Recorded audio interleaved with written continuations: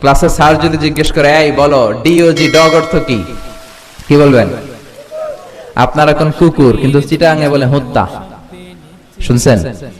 ভয়ঙ্কর এক ভাষা চট্টগ্রামের। ডিওজি ডগ প্রাথমিক স্কুলে পড়ায়, পড়ো বাবারা, ডিওজি ডগ, ডগ মানে হত্যা, ডিওজি ডগ, ডগ মানে হত্যা। তারপরে বানান শিখায়, ব্ল্যাকবোর্ডে লিখে পড়ো, কলস ঠিল্লা, মানে কলসকে ওরা আঞ্চলিক ভাষায় বলে ঠিল্লা, এজন্য বাচ্চাদের শিখায় পড়ো কলস ঠিল্লা। মানে কলস পর্যন্ত ঠিক আছে, কিন্তু উচ্চারণে ভেজাল আছে না নাই? আমরা তো বিভিন্ন জেলায় ঘুরি, এগুলো দেখি। আবার নোয়াখালীতে গেলে ওদের ভাষাটা খুব শর্ট, একেবারে শর্টে মেরে দেয়। আমরা বলি তুমি খেয়ে শুয়ে যাও, ওরা বলে তুই খাই হুতি যা। আমরা বলি তুমি এখান দিয়ে এসে ওখান দিয়ে যাও, ওরা বলে তুই ইয়ান দি আই হিয়ান দি যা। ইয়ান্দি হিয়ান্দি শর্ট হয়ে গেল না? তো আমার মাহফিল নোয়াখালী সেনবাগে, হ্যাঁ।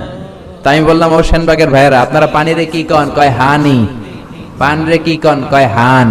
আমি কই তাহলে পেপে কি হবে? একজন কয় হে হে, আর বাকি সবাই কয় পাপিয়া।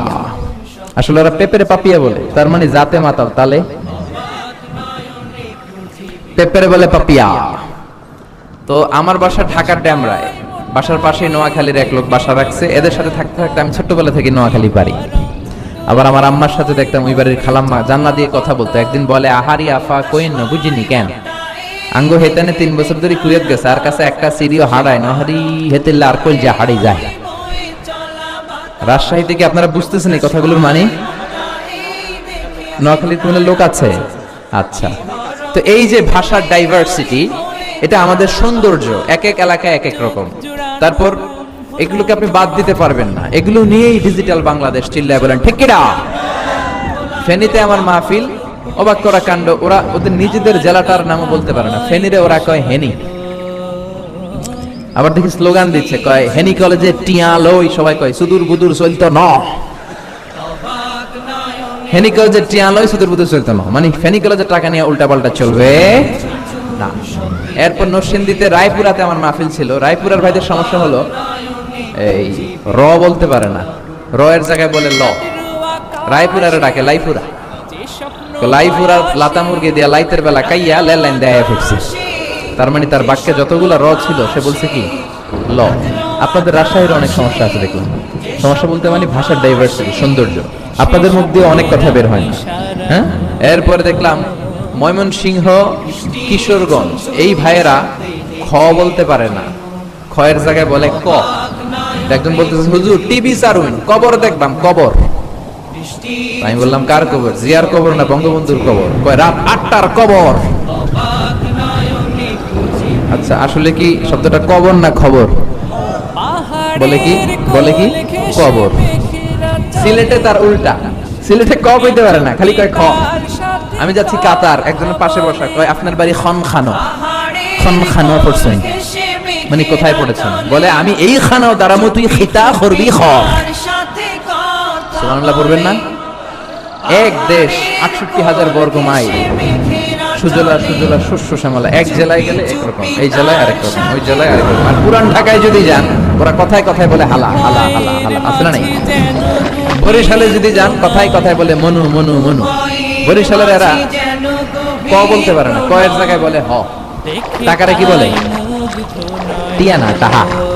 মুই 20 টাকার কাম করছি, মোরে 15 টাকা দিলে কেন? এমনকি 5 টাকাটা দেবা না, মূল্য ঠাপাঠাপি বাজাবা মনু। আর যদি ঢাকাতে যান, বাপে পোলারে কয় হালা, পোলায় বাপরে কয় হালা।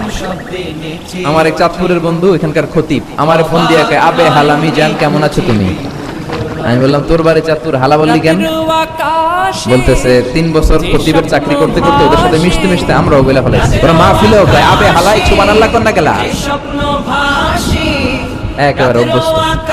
আপনারা বাকের খানির রুটির নাম শুনছেন? শুনছি।